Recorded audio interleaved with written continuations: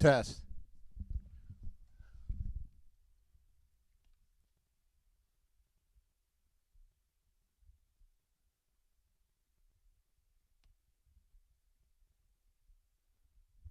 Test. Test.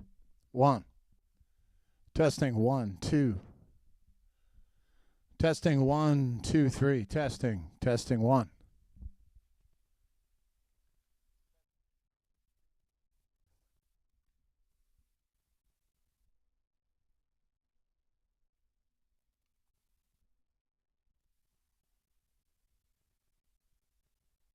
Testing one, two. Testing one, two. Test. Testing one, two. One. Testing one, two, three. Testing one, two, three. Test.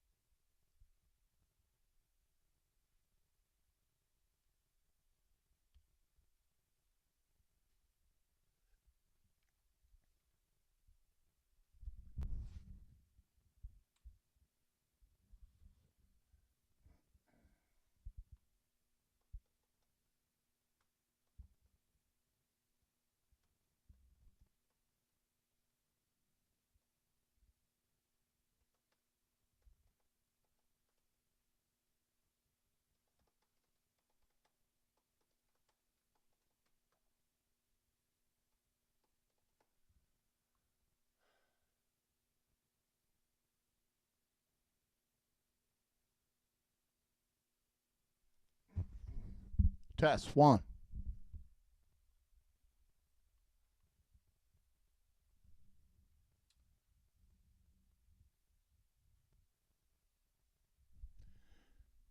Hey, Jim. How you doing? I'm good. How are you, Tim? I'm good. I can hear you all right. Uh, That's good. the audio. Can you hear me? But yeah, I'm hearing you fine. I don't have my picture on yet because when we go out of here to It'll go Facebook, live. yeah, it'll go live, and I have to click a couple buttons. So Sure. what I try to do is just make sure it goes live on my phone, and then the interview starts. And so what I've come up with is I have like a little intro screen. So I'll screen share to start. When we go Okay. live, you'll see a screen share going on, a little song, and then that'll end and we'll start. And that gives people time to get to their computers if they didn't. I mean, Okay. it's about 7:22 right now, so we have some time. Let me see. I'll test my audio, our video rather, right here. Well, I can't right now, but it'll come on. You're probably seeing my photo right now on a drum kit or something like that. Oh yeah, it's Um, on the me on the side. Yes. yeah. I'm So I'm kind of back away from the computer, so it's kind of hard to see the. yeah. So when we go live, you'll see my photo, and then immediately the screen share will start. It's just an Yeah. intro thing.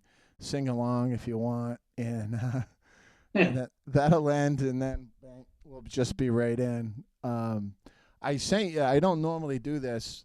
Yeah, you didn't have to do that. I looked at them, but I'm used to being interviewed, I'm so sure I'm comfortable. I don't normally send the questions out. I just did it as a favor, but I appreciate it. I no, looked at them. I know you deal with the media all the time, and so you're polished, right? Yeah, I've I got done to it a tell few you, times. I just got home from my gig. I work with like inner city youth, up in Leominster and Fitchburg. This the Usually, one you just switched from Thursdays? yeah. Well, I'm trying to find another day. Right now it's Thursdays, and that's fine. It's not really conflicting, but today was a trying day. I got to tell you, Yeah. because I don't know if it's the full moon but the kids were just crazy wild. You could not control them. They didn't want to listen. They didn't want to drum. They were just going crazy. And so, Sometimes that happens. yeah, so I got to a point. I'm like, I'm trying to like reel them back in, and it just wasn't happening. So I just went with the flow. On the last session, everyone's putting buckets on their head and throwing stuff around. I'm like, all right, we'll just have fun. So, some of these kids, they have ADHD and they have sensory issues and things like that. Yes. You got to keep all that in mind. So, Yeah, no, when I do a lot of work for the school that's at the village, and most of those kids are all like that too. And I it need can to. be a challenge. It can, particularly in a group environment. Yeah, they fuel off of each other. Yeah, when you have one kid, I don't know why that's playing. Um, One kid disrupting a group, it's hard. And Yeah, staff can only take you so far because they're volunteers. A lot of them are just teenagers, so they're not going to really help. yeah, yeah. So, anyway, enough about my problems. I'm good for the interview. I might drink a beer while you're answering questions, but That's fine. Doesn't bother me. And um, I do have a guitar out, so it's ready. yeah. Do you want to? Were you able? I'm glad you brought that up. Were you able to enable original sound? Do you know how to do that? Mike, I know how to do it on my phone and on my Yep. laptop. It's not as easy. Okay. And my Uh, laptop has been acting up. I was really nervous it wasn't even going to go tonight. But when you have Zoom open, right? yeah, This is easy. It either is there or not. In the top left-hand corner, when your Zoom screen's open, do you see a thing that says "Enable Original Sound" on and off? Top left corner. right now, no. Okay. Wait a minute, wait a minute. No, because I'm seeing your Yeah. live producer thing. Um. All right. So it's not necessary for tonight. Play the guitar just for a second. I want to make Sure. sure it doesn't sound like it's it. I want to make sure it sounds good. Yeah, Um, no, and the reason enabling original sound is great for instruments via Zoom. It's highly recommended to enable original sound. I did it on. I found it real easy on my phone because I've got it all installed on my phone. Yeah. But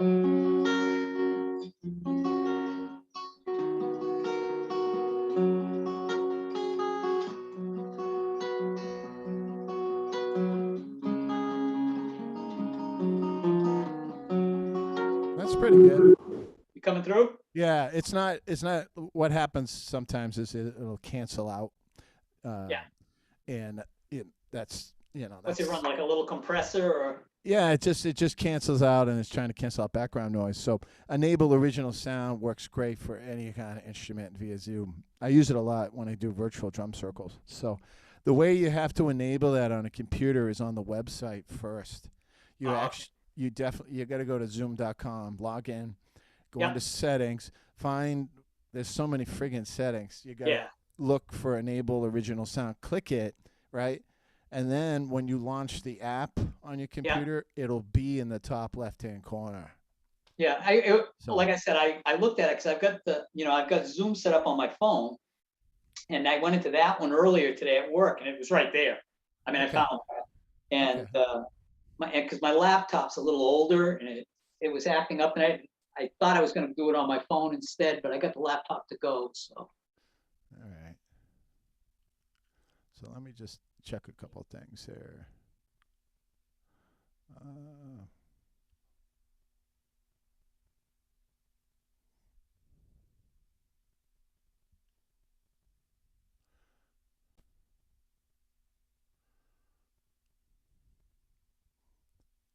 all right. So I'm going to go to full screen. I'm not on full screen. Yeah, that's better. There you go. do you have what are you using for a computer? For It's an HP. Yeah. Well, it works. You know, it's fine. You got enough. It looks like you got enough light there. So, um, so again, I'm gonna push it probably in a minute because sometimes it takes up to a minute for Zoom to go to Facebook Live. And Okay. I have to fill out a couple of things. Yep. And then you'll see my photo, and then we'll launch that intro thing, and that's kind of my time to verify that we are live. In fact. And then bang, we're right in, and I'll introduce you, and then we'll jump into questions. So I'm going to shut up and start that process. Sure. I'm ready anytime you are, Tim. All right.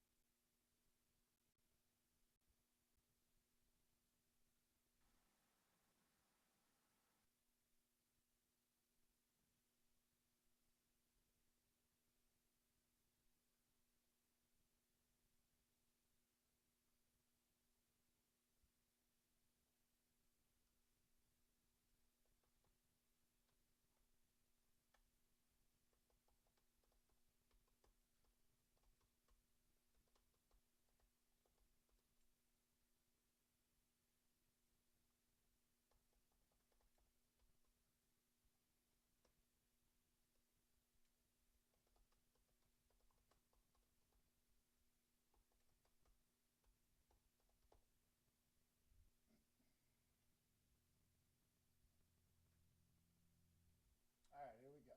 Let's see if we can get there. I'm using a, by the way, Jim, I'm using a hardline Ethernet, so it should be pretty good quality. Okay.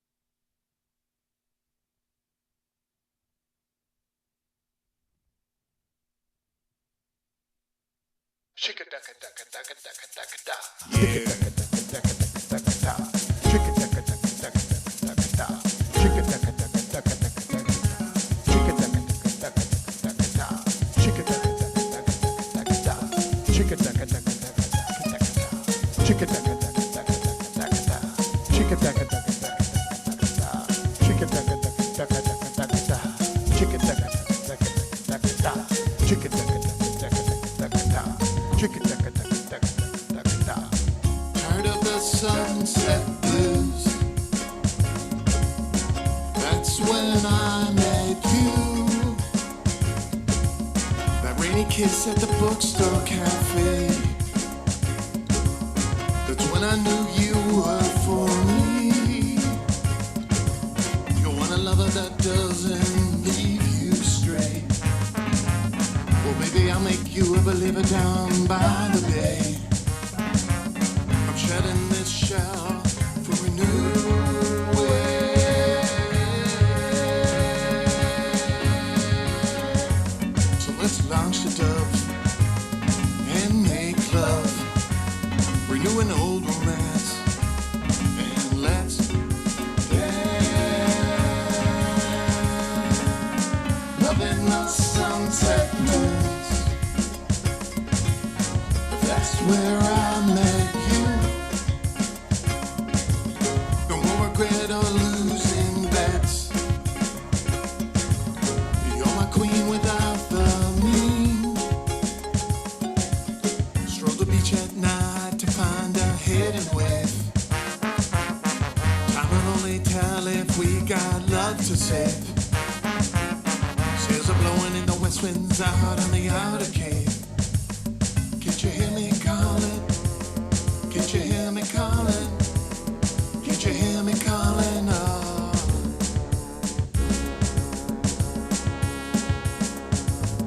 Doing instead of the sunset blues.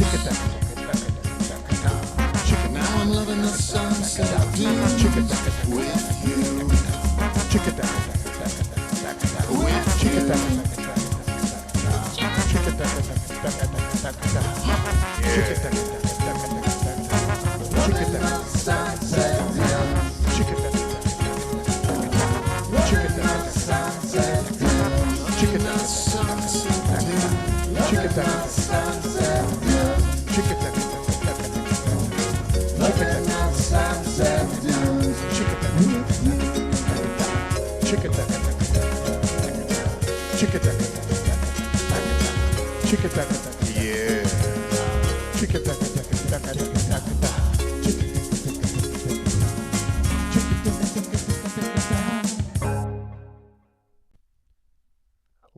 Well.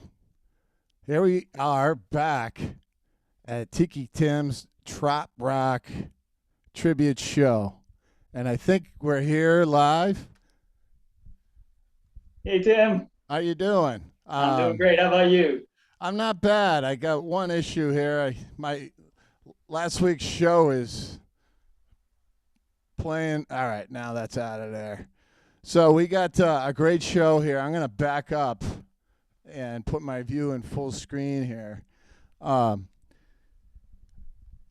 That's a first, Jim. I got to tell you, we never had an opening intro. Did it even work? Did you see it? I got the chikadaka-dakas real good there. Yes. Did you sing along? Oh, how can you not? All right. So for anybody just wondering, I recently wrote that song, and Jim has been very complimentary and helpful with me trying to write that tune. And it goes chicka-daka-daka-daka-daka-da. And you got to sing along with it. So every show I'm opening with that song. That is my theme song from now on. That's enough on that. I'm pretty stoked and happy to have Mr. Jim O'Brien on the show today. Jim has a very long and storied history in so many different things. I'm not going to read his whole bio. I know I posted it, and people, I'm sure, checked it out there and stuff.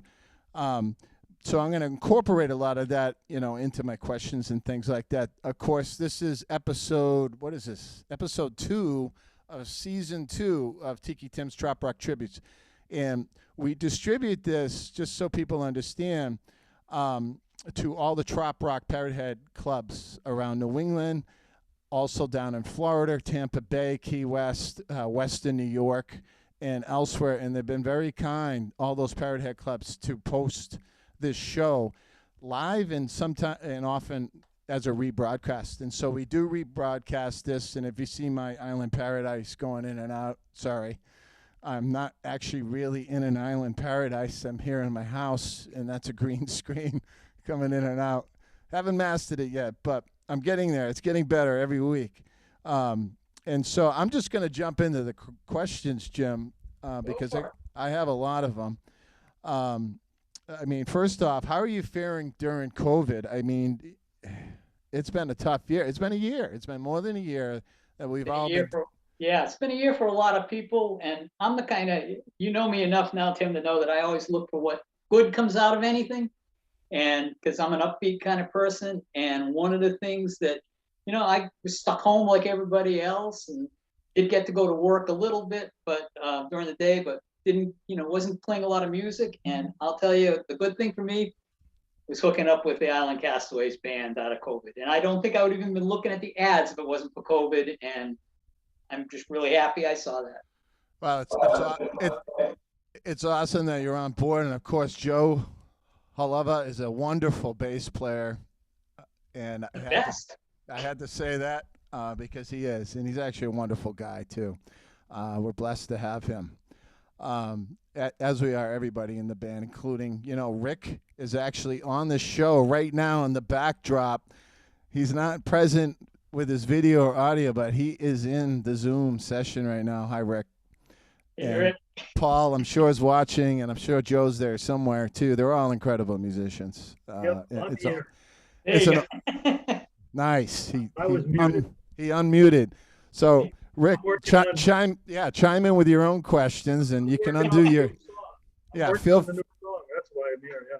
feel free to undo your video whenever. So, given the COVID, Jim, Yeah. what's the like? How do you look at what is your general view of like the music industry right now during COVID, climbing out of COVID?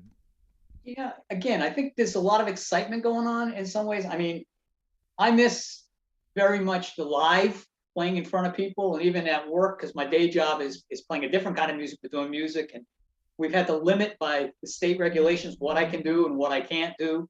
But I mean, I think it forced people to get very, very creative in a lot of ways. And this idea, I think it changed music an awful lot. I mean, I think you're going to be seeing an awful lot more of these people using the internet to promote, not just to promote themselves, but to get out there to larger audiences.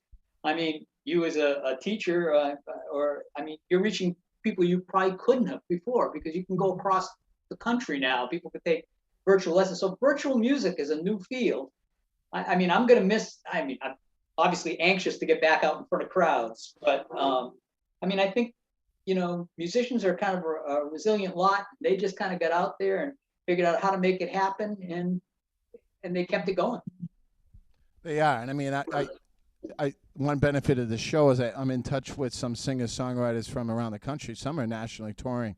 Very blessed to have them on the show, and they are starting to climb back in it. They're starting to get the gigs lined up again. They're starting to climb out of that winter doldrum that seemed to extend for the entire year, and so there's a lot of promising things ahead. Hopefully people can keep wearing those masks, and these variants that are out there don't spike us up all over again, and everything gets canceled. That's my greatest fear, really. So let's move on from COVID, because we all would love to, wouldn't we? Yeah. How does one become an avid multi-instrumentalist like you? Because you play, what do you play? Oh, I play lots of name more than I list. Okay, the give me the I mean, full list. when I went to music school, I went for guitar. But the very first thing that I ever took lessons on, well, I started music lessons when I was about 5 or 6 years old. And the first things, like a lot of people, I was a piano. I took piano lessons and played keyboard early. When I got to, it's the typical story, I got to about 10 or 11 and really wanted to play guitar, and started playing guitar and never looked back. And I loved it. And it led me, music school led me to other instruments as well, mostly strings. I was originally studying to be a music teacher, a high school band teacher. It was kind of the dream in the 70s. And I had to take methods courses. So I had to take a strings course. I had to take a winds course. I had to take and the strings course got me onto, I mean, they handed us a violin, and I started fiddling, and it was so strange. You get this thing in your left and your right hand, that bow, that you don't know what to do with. There were no frets on the neck. So at the same time, what I did was, since a mandolin is tuned the same as violin, I picked up the mandolin and I could play it the way I normally played, and then just kind of get the muscle reaction out of my fingers to go up to the fiddle. So, I mean, I played both of those. I played a little bit of banjo. I still, although I definitely won't admit in front of Rick being on this call, but I still play keys a little bit once in a while. Not in front of people who can really play. Yeah, Rick, don't Zoom bomb us, okay? Please. So, I mean, I think music is music. And so, I've always done vocals. I've always had some kind of instrument. I've got to have something in my hands. I've got to be making music. That's, I've told a lot of people from very early on, it's not a hobby. It's not a job. It's me. And that's what I got to do. And I'm always going to be doing it. All right. Was guitar your first love then? Your first instrument, guitar? I think music in itself was. I think creativity was. I mean, I grew up in a household. My mom was an artist, and as a kid, we'd travel the art show circuits. I'd hang paintings with the best of them on the art show. My dad would drive. My brother and I would hang up the paintings and go. And I was always surrounded with all these creative people. We'd be at these big art fairs, and my mom, dad hung around with this artistic community that I had to feel creative. And I didn't get the drawing gene or the painting gene from my mom. She was also an excellent musician. but I got the artist, what I think is, I get that artist temperament, that artist soul. It has to create. And so instead of using brushes and paints, I'm painting with words and notes. And from very early on, I knew that. I mean, I can honestly say, as a kid, 7, 8 years old, I knew that I wanted to do music. It was never a second choice. All right. So what happened? You I had a very well. Go ahead. What? You went from having this creative genius in yourself, this passion for music. I like passion better than genius. Right. Yeah. You wanted to be a band director. You were playing multiple instruments. You had all this inspiration in music, and then you went to work for Old Sturbridge Village. I did. Why? Okay, so when I was in college in the mid '70s, and I was I was studying music, I was pretty close to finishing the ed part of my degree, and Proposition 2.5 came into Massachusetts at that point. That was cutting basically all the arts programs and the music programs out of schools, and I just didn't think I'd ever be, have an opportunity to teach. So at that point, I decided that I was going to switch from a music ed degree to a music performance degree. So, I mean, I got out with a music performance degree. I was going through college. I was gigging 3-4 nights a week. Thought I had the world, I had it all. I was putting myself to school playing, or existing playing these nights. And, I just wanted to play. I had started writing. I probably wrote my first song when I was maybe 13 years old, 12, 13 years old. And I'd been writing a lot, and I was really prolific at that time too. I was writing an awful lot at that point, and just wanted to get out there. I don't think I ever had those big dreams of getting so big. I just wanted to be able to present my music. All right. Do you regret that decision? The teaching? Not going into music. Nah, I mean, I have over the. I know it's a tough question. I'll tell you, the closest I ever came to it was a few years ago when at Old Sturbridge Village, where my day job, as you said, was, and we opened the charter school on site. They kind of wanted me to be the music teacher, and I wasn't certified. And at that point, at my age, I didn't really want to go back to school. At that point, that was probably one of the few times I kind of wish I had done it. I mean, I've given lessons over the years, like lots of musicians have done, through stores, and I did my own studio teaching for a while, and I've done some private stuff in school. So I always felt like I've dabbled at both of it, but no, I feel, you used the word, and I think it is. I feel blessed in the fact that I walked out with a music performance degree, went to Old Sturbridge Village for a summer job, just to work in the shops. And I was gigging out at night. That's what I thought I'd do. And I wasn't there very long, and I had the opportunity to start overseeing all their music and performance programs. And I took it. I took that job. I've been there almost 41 years. I never looked back. It opened up a whole new music. I mean, I didn't get to use the songs I was writing there, but it opened up a whole avenue to me of old time and the folk stuff. Because it's the 70s. I was big into singer-songwriter stuff, and it just really opened up a chance for me to play. It's really what pushed me to learn fiddle more, and to be more period appropriate for them. And over the years, I've been lucky. I managed all of their big programs. Now oversee, I'm one of the directors. But it's still the passion. It's still about. If you ask me what I am, I'm a musician. I write. No don't get me going on the Massachusetts State teacher certification process, because I could spend another 2 hours lamenting that. You would have been the perfect OSV charter school music director. I actually filled in for a year without the license. I did help. I have helped out there. Of course you did. So let's move on. As you said, you've performed all over the place since 1974. You've really led two lives career-wise, as a musician, as a historian, as a promoter in marketing, and historical reenactment. But music-wise, take us on a journey back to some of your most memorable gigs. I know we're mean, dipping back in the reservoir, but no, I can remember the first real steady paying gig. It's almost funny. I was in high school. I was probably a junior or senior in high school, and I was playing at a little restaurant in town. And I mean, it was little. It probably had 15 seats, 20 seats. And I was there a couple nights a week. I mean, no sound system. I would go in with two guitars because I felt like I had to have a second guitar. So I'd pick a 6-string and a 12-string with me. A couple of stands to put them on. I had to bring my own stool in because they weren't going to give me one of their stools because that was one of the seats that. And I had to set up in this corner, and there was a cigarette machine right next to me that I'd put my stuff up on top. It was still, this is the 70s, you know, my stuff on top of, and the stool was right in front of the ladies' room door. And I'll never forget, it was like the first job.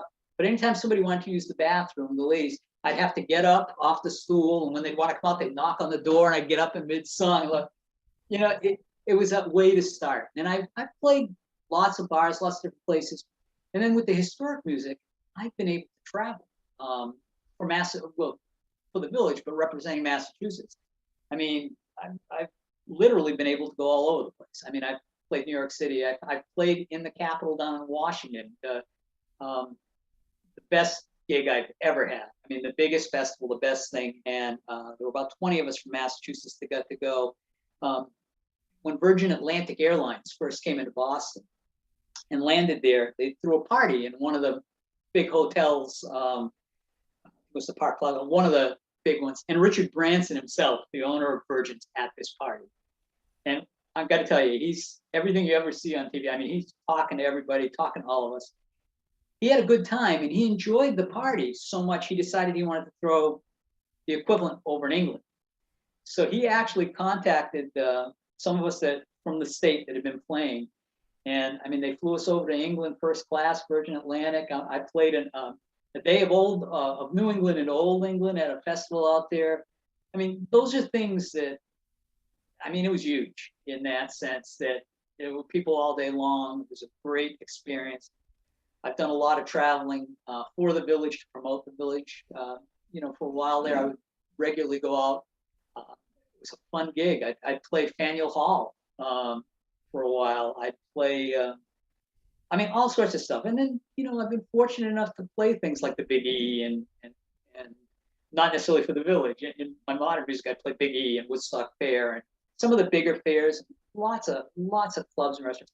I mean, one time I actually tried counting how many places I probably appeared. It's well, I mean, I lost count. It's in the hundreds of places Wow. I've been to play. Well, you answered like several of my next questions. Oh, sorry about that. Thanks a lot. You should know me by now. I like to talk, Tim. No, that's good. And one of the biggest tricks of the trade in journalism is to shut up and just let your guest answer. Well, you mentioned in your bio that you did a lot of TV and radio. I don't know if you want to chime in there. That's again, a lot of that's been from Massachusetts promoting stuff. I've been able to. I've performed on, you know, Morning America, Today's Show. I've been on. I mean, again, the list is so long. I've been on things for Discovery Channel, for Travel Channel, for PBS, for you know, I've done live, I've done, you know, obviously recorded. Again, long list, a lot of fun. Radio, one of my favorite things I got to do, and it was actually not music, but it's performance. It was actually traditional storytelling, and I got to do a featured piece on NPR, which I loved being able to do. That was cool.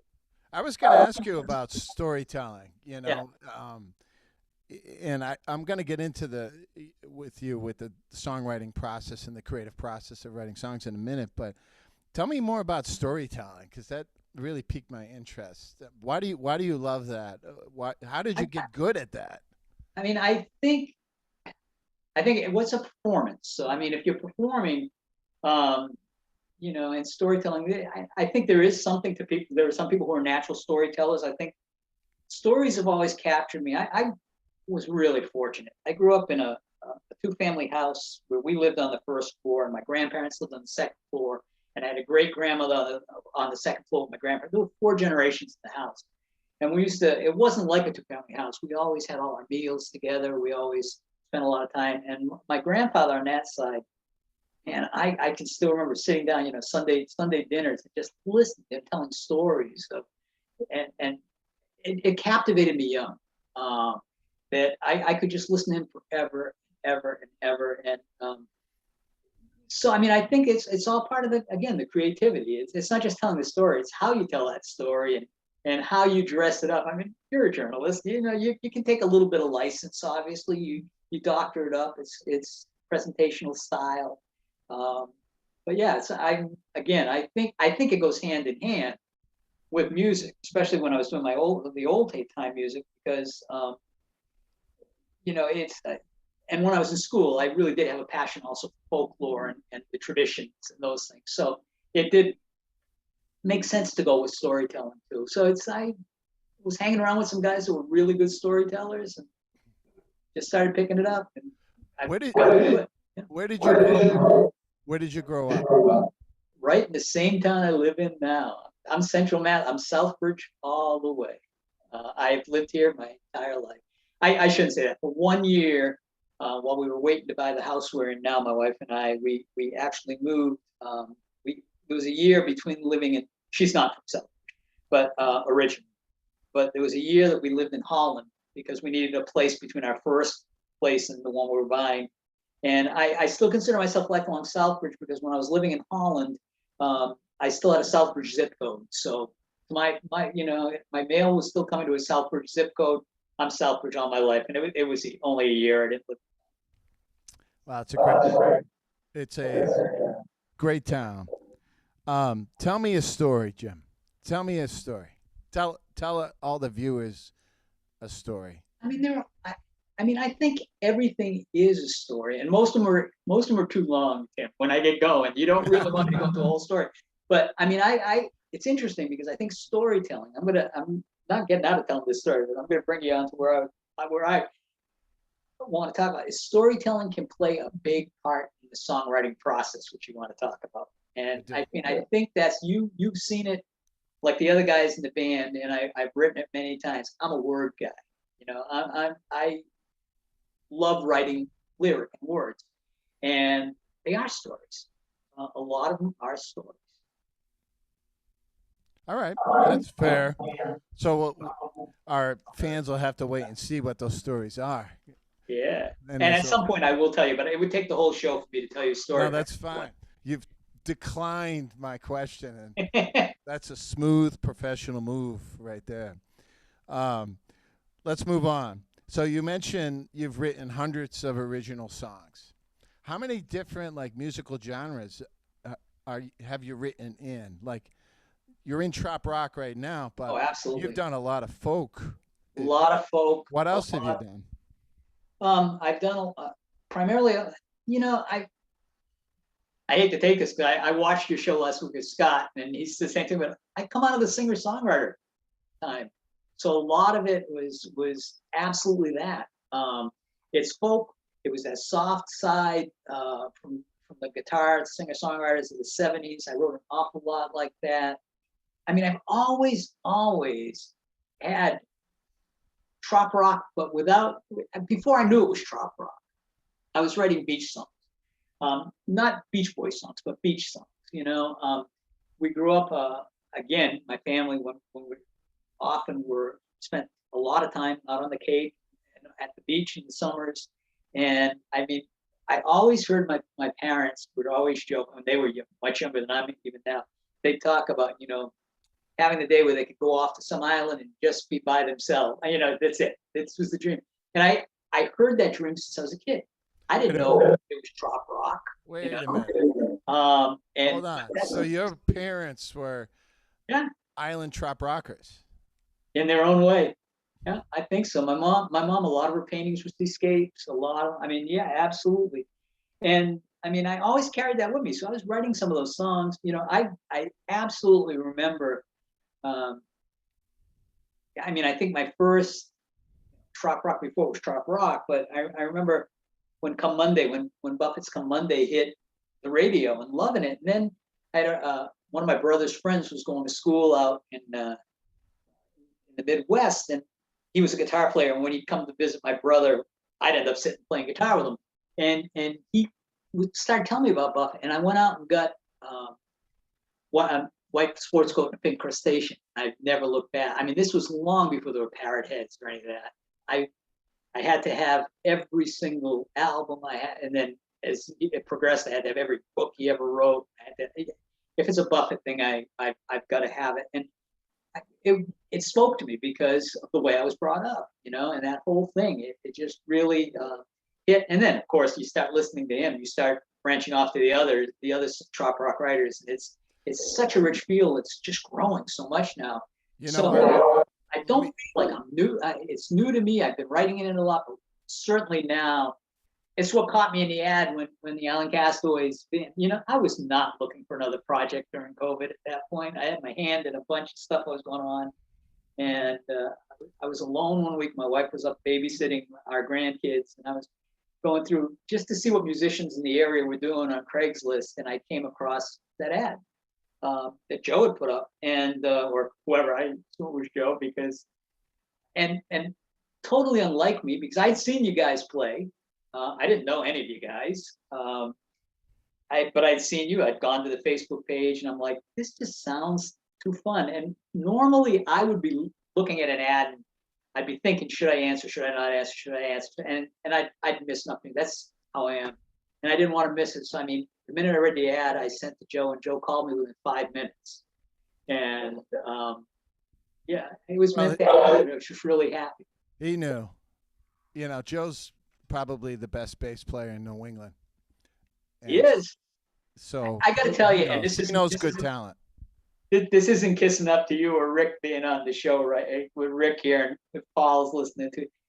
I walked in that night not knowing what to expect, but I knew it was going to be okay because earlier in the day, Joe had texted me and said, "You're coming out tonight."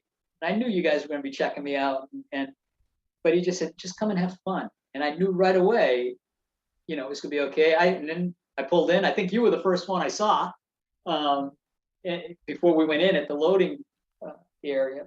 And I went in, and you guys made me feel just so welcome. I mean, I was just honored you guys asked me to come back. And not only the level, I've played with a lot of musicians over the years, and the level of musicianship in this band is just really strong. And I just really enjoy that. And on top of that, you're one of the nicest guys anybody could meet. I felt like I've known you guys since I was a kid, you know, right off the bat. So very, very comfortable situation. You just don't, I mean, people who don't play in bands, they don't get that. That's an important thing. Yeah, just hit right off the bat. Wow. Thank you. That's very, very kind of you. And very sincere. Very. You know, I want to dial back to something you just mentioned, Sure. like 30 seconds, a minute ago. You talk about your love affair with Jimmy Buffett and some of the other major Trop-Roc influences. How have they inspired you over the years? You know a lot about Jimmy. Oh, I do. I actually, that was one of the funny things, and I'm not diverting your question. I came home after one of the nights after, I think it was almost one of the first times I was hanging out with you guys. And I told Mary, my wife, I said, I think I've met my match, meaning Paul. I said, I think he knows as much or more about Buffett than me. She doesn't believe that's possible. So she's going to have to meet Paul to see this, that it's really true. Because, I mean, Mary and my friends often joke that I'm obsessed with Buffett. I think just something about him just resonated so much to me. I don't know what it was at all, but he spoke to me, he talked to me. And then you start listening. I remember the first time, I was so Buffett. I remember the first time I heard Kenny Chesney's stuff that sounded Buffett-like. And I was almost insulted that he was trying to rip off Buffett's thing. Now I love his stuff. And then, you start with YouTube, places like that. You can get on there and you can watch. I found Howard Livingston. I found Sonny Jim. I found, Tom Shepard. I found, there's just so much out there. And these guys are just incredible that, it really is a lifestyle. That it's not just music. It's definitely a genre that it really is just encompasses what I want. It's the easiest way to say it. Sonny Jim. We had Sonny Jim on the show last year. He was an incredible interview, and I got to Yeah. play some drums on some of his songs, which was quite an honor. I got to tell you, which is actually up on my website. We have all the episodes from Well, this. I've gone back and watched them several times myself. We're developing a library of Q&A. So let me get back into songwriting a little bit. Do you write when you approach a song, right, and you're thinking about a song? Do you write the lyrics first or the guitar riff first? I'm almost 100%, almost 99.9%, and I think I'm different than a lot of people. I'm a word guy. I start with the lyrics. I get an idea, I get the story, and then from there, I let the story tell me what the music's got to do. So I almost always, I mean, the exception, and it's not songwriting, but it's definitely writing music. I mean, I've also written a lot of fiddle tunes. Obviously, those don't have words, so those music comes first. But I like the words to actually drive the music. In my case, to me, you guys hear it all the time. I'm a word guy. That's what I am. Did you? You mentioned fiddle songs. Are your songs published somewhere? Where can our viewers go to listen to your music over the years? Come to an Island Castaways band show. You'll hear a little, because we're doing some of these things as well as our other, and we got a lot of shows going. No, I mean, simple answer is most of them I have played full shows of my stuff. Most of the time when I'm playing out, I'll slip a song in or two, as Rick, who's on, often tells us at rehearsals. If you're going to be an originals band, you can play it yourself for a while. Because people want to hear what they know till you get known. So I mean, I've always played them. I've tried to find those times where I can go out and do those shows for myself. The kind of mental health gigs for me. I haven't published. I mean, they're obviously all written down. They're all out there. And someday, it's a good project to get into. I mean, all right. So all the hundreds of songs that you've written are collectively in your head or written on paper or recorded? Yeah, and I've recorded them for myself. I haven't published them, but I've recorded them down. Yeah.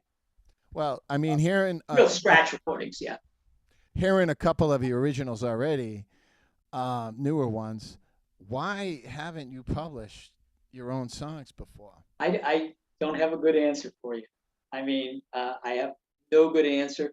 But I'll tell you that the best thing, you're hearing a lot of the ones you're hearing are new stuff. And I am just totally amazed because I mentioned earlier, when I was in my, college years, around that point, I was writing constantly. At the end of high school, college, writing constantly. And then it got less and less. Mainly, I don't know, life comes along, I graduated, got a job, got married, had kids. I was still playing, but I wasn't writing as much. And here and there. And about 3 years ago now, I remember it was, we were going down. I know you've heard this story, but not everyone has. There were about a dozen of us meeting in Key West for a group 60th birthday party. And on the plane in, a lyric started coming. And I started writing. It wasn't my first trip to Key West, but this song that we now call Kaiaweso, that I always call Return to Kaiaweso, because it just started coming. And when we got there, I got to the room, and over the next, I finished the lyric within a short time, and it was like all of a sudden somebody opened the faucet. I could write again, and I hadn't been for a while. Still wasn't doing a lot.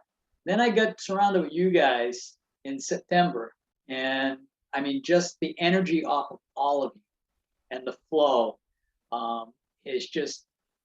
I mean, I was looking the other night, and I couldn't believe, with all our back and forths and texts and the words. Since September, when I joined up with the band, I've come up with 10 songs, which wow. I'm back to writing like I did when I was 20. And a lot of them, and it's funny because for the most part, I used to write alone. And now it really is, and I'm enjoying the hell out of this. Like when we'll all be talking and texting back and forth, and ideas go back and forth, and Joe will throw out a random lyric, and next thing you know, so a lot of these songs, they're really co-writes that, I get the idea, or as Joe calls it, the mind melding is happening. And it's just, he'll give me an inspiration for a couple of lines, or a couple of cases he's give me a chorus, and then I just write the story around it. And the same thing with Paul. And I mean, one of the ones that we're going to be doing this year when we're playing Adjust the Sails is one of mine that I didn't really like. I felt like the tune was missing something. I liked the lyrics, but I didn't like the tune I had come up with was missing something. And I mean, Paul just found that one passing chord that I didn't have in there that needed, and Adjust the Sails just all of a sudden clicked. And to me, again, this is not the part I love the most about that song. I mean, it brings a smile to my face. It's the ending, your big drum ending on that one. I get all excited every time I hear that when we hit the stops and you do your two last fills. And so that song was one of the first ones that I wrote once I got to the band. And it was interesting because we were going back and forth. And it was one night, texts were coming, and I think Joe had sent the text to all of us about, dreaming about what was going to happen to this version of the band, the Island Castaways. And then you answered him. I can remember this now going back to my text. I love it when you dream, Joe. And I think my answer to that text was, and what's great about dreams is, you've always got them, and nobody can steal them unless you let them.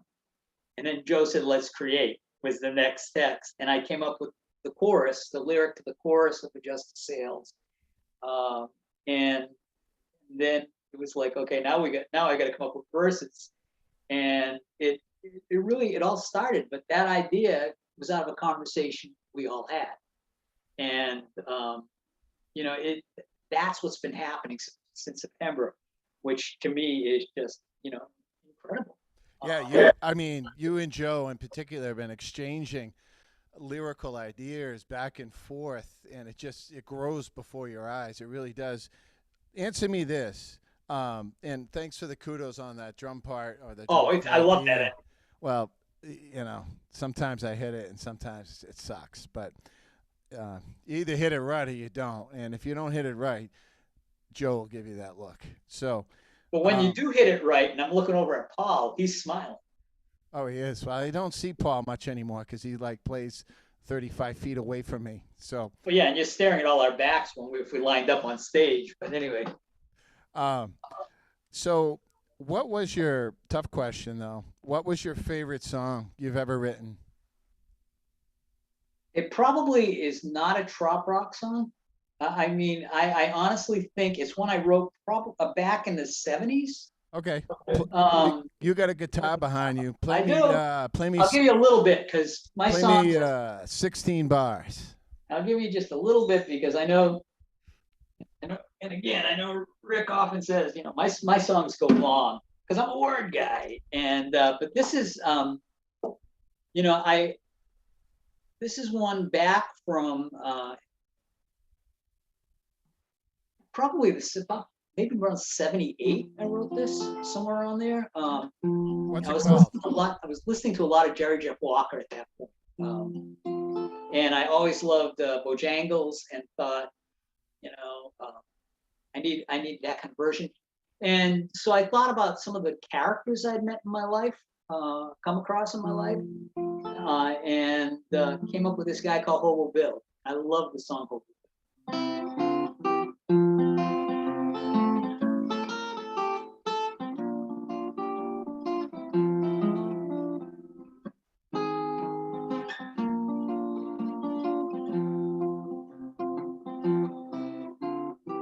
Hobo Bill lived up on the hill by the rusty old railroad tracks. About once a year, Bill would appear with his flask and a traveling sack. Often in spring, you might hear his voice ring, singing an old hobo song. this old mandolin and a pint of bad gin. We kept him going the whole night long. Where are you now, Hobo Bill? Have you found that better hill? Have you quit doing time?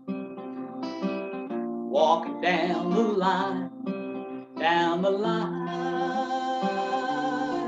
Oh, Hobo Bill, you're a friend of mine. So it goes on, and you know the story, because you wanted a story. The story goes, I went up in the songwriter in the story was up on the hill, and one day, you know, he had obviously made a friendship with Bill, and one day he goes up there and he finds the mandolin and a note, and the note is basically from one of old Bill's friends who says, sorry to say, but Bill passed, and in his last words, he told me to give you this old mandolin, and would you, every time you play it, would you kindly please just think of him, and his advice goes in. So it goes on for a long time, but it's a song that speaks to me. I don't know why that's my favorite, but it is. Wow, that was incredible. I got to tell you, we've never had a guest on the show that actually played before live, and so you're the first. That was a treat, man. I'm game for anything. That was awesome. Well, I mean, you already talked about the gig with the Island Castaways band, but before that, you've had some incantations of bands and duets and solo things. And what stands out for you with that past history before the Island Castaways band? I mean, the two biggest, because I played wedding bands, kind of like, Rick has done this. I played, I'm willing to do anything. I mean, it was a lot of the solo work. And then for a lot of years, for about 20 plus years, I was in a duo with a very close friend, and we were called Woodspell, and we were doing a lot of the singer-songwriter stuff, and we were playing a lot, and it was a good arrangement, and we did that for a long time. But we both still played solo. I mean, ended up going different directions, but the fun part about the band is, when you're playing solo up there, you got nobody to lean on. It's all you. You're carrying that whole thing, and it's fun to be able to play off of somebody else. I mean, I obviously don't want to get you mad, but I've done the bit that a lot of the Trop-Roc people done. I've played with drum machines and backing tracks and that stuff to fill it up. It's not the same thing. You can get the best ones out there. It's not the same thing as playing with other people. I mean, when I'm in rehearsals, when we're together as the Castaways, and I'm playing a song, and all of a sudden Paul puts in these nice little second guitar part licks that I'll text him. Sometimes when we do a song, like, give me some pretty licks here. He's incredible at that. Joe keeping the bottom. So I love listening to Rick when we're not practicing, and all of a sudden he goes into what I like called grown-up chords, and he starts playing his jazz stuff on the keyboard. I feel like I'm in a cocktail piano, but I love it. I'm gonna jump in and start playing over with him. There's just it's great musicianship in the band, and fueling of each other, and that support of each other. I'm like I said, I didn't know how much I missed it till I got back with you guys in September, and how much I needed it. All right. Well, we usually run around 45 minutes on the show, and we're running over. Luckily, I have a paid Zoom account, or they would have already canceled me out. We would have been booted. The show would have been over. It's been a great interview. I always end with a couple of key questions. Just a quick promo before we end. Next week, I'm in studio, and so we're going to try to do a live behind-the-scenes show, depending on how we do in the studio. And so time will tell how next week's show goes. But I will say that Mr. Steve Coretta of Changes in Latitude band has agreed to be on the show, and he'll be the week after on April 14th. Just a teaser. And we're trying to move the dime around New England, around the country, and so it's something to look forward to with Steve being on the show. So, Jim. Yes, sir. give me some advice.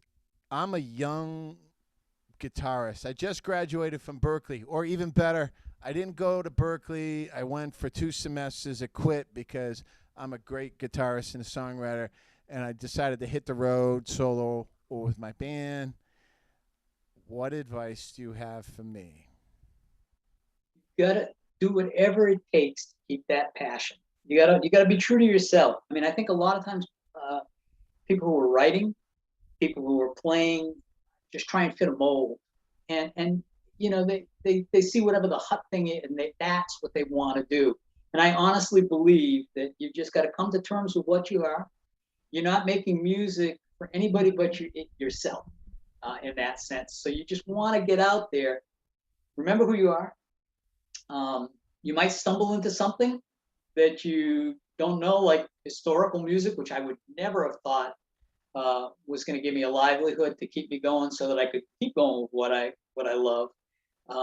And just be true, and don't do it. And also be a lifelong learner. And that's another thing I love about this band, because I think we've all got that.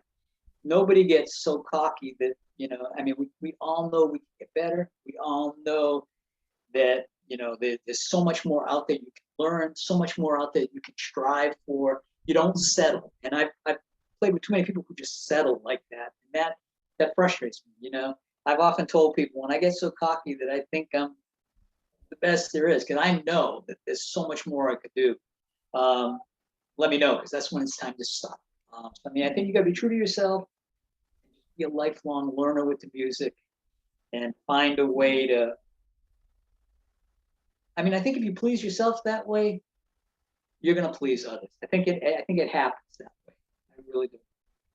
Well, Mr. Jim O'Brien, we thank you for being on the show, Tiki Tim's Trop-Roc Tributes. Again, the show airs usually every Wednesday evening, weekly, during the spring and summer into early fall months, and then we don't do anything in the winter. But it's been a blessing to have you on. I'll see you. Thank you, Tim. I've enjoyed it as well. It's been great. We'll see you soon. And for everybody out there, just keep on living.